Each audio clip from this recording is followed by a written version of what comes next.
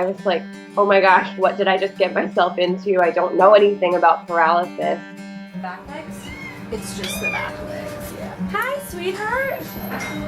What's going on with you? Hi, baby. Can she drag herself around, or how is she gonna... I went to the shelter to pick up an orphan who was 2 weeks old, and when I was there, they said, hey, we also have this kitten who is paralyzed. Would you like to take her too? Hi! Okay, yeah, we gotta take her, right? Oh, for sure. I had never raised a paralyzed kitten before, but I couldn't say no to her.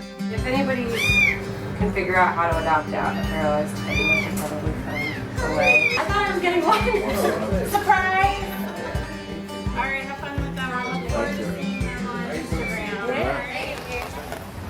I don't have experience with like injury paralysis like that. Right. We'll learn.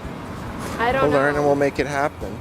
I brought her home, and all I could do was cry for the first 2 days that I had her. I was not used to seeing a kitten drag themselves the way that she did, and the first thing I did was reach out to people I knew had paralyzed cats. With Chloe, I'm doing things I've never done before, like setting up the home with yoga mats so that she can get herself around more easily. We just have to kind of adjust things so that it suits her needs.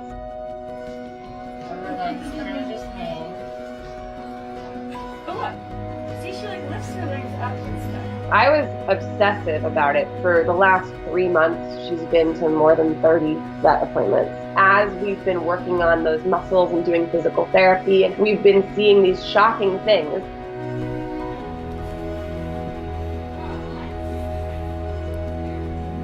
What?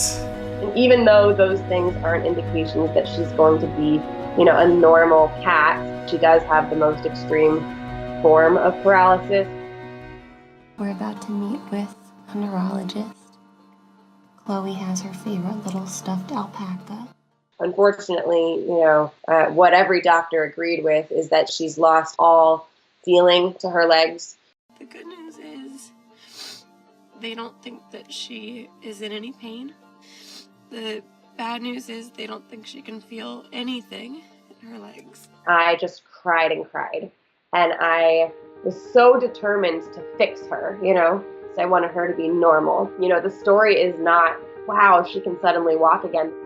A pivotal moment in my understanding of Chloe was when we tried to get her a wheelchair.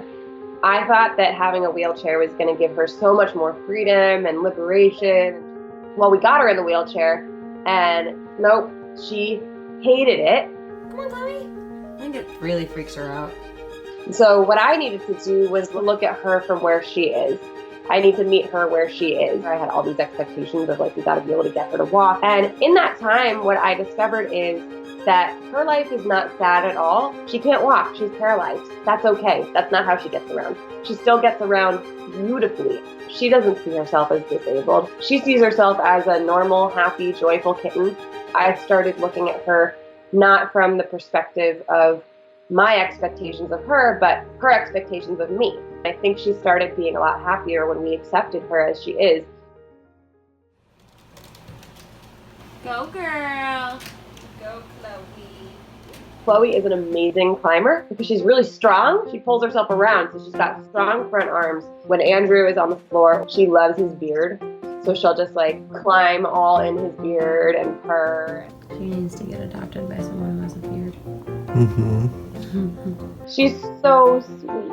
Anybody who thinks that Chloe's condition is sad just doesn't know Chloe at all, because she's the least sad animal you've ever met. She's so joyful, she's so happy, she's so loved. I'm gonna cry really hard when she gets adopted. I'm usually very, very strong about this stuff. I have kittens coming in and out of my home all the time, and I want her to have a family that pays a ton of attention to her, because she's come so far and we've come so far with her, and she's taught me so much. I'm so grateful to her for the experience. There it is, the old shelter. That's where you came from. And now we're going to the airport.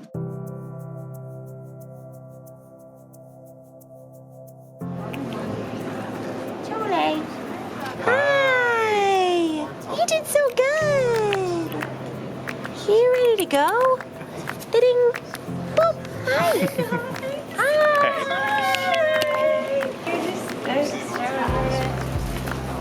ready to get out, but they pick them up.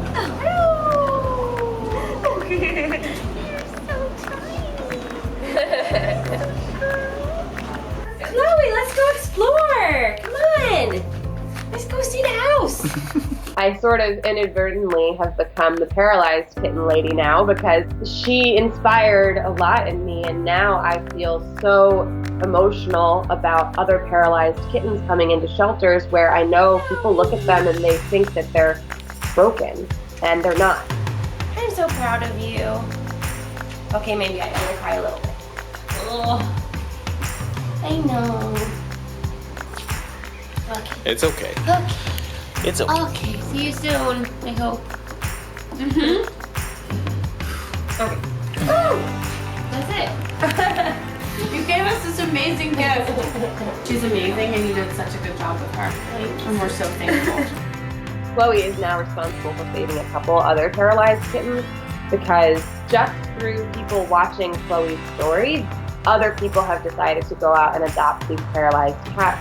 And I hope that many more out there have gotten adopted or will be adopted because people are no longer afraid to adopt kittens like Chloe.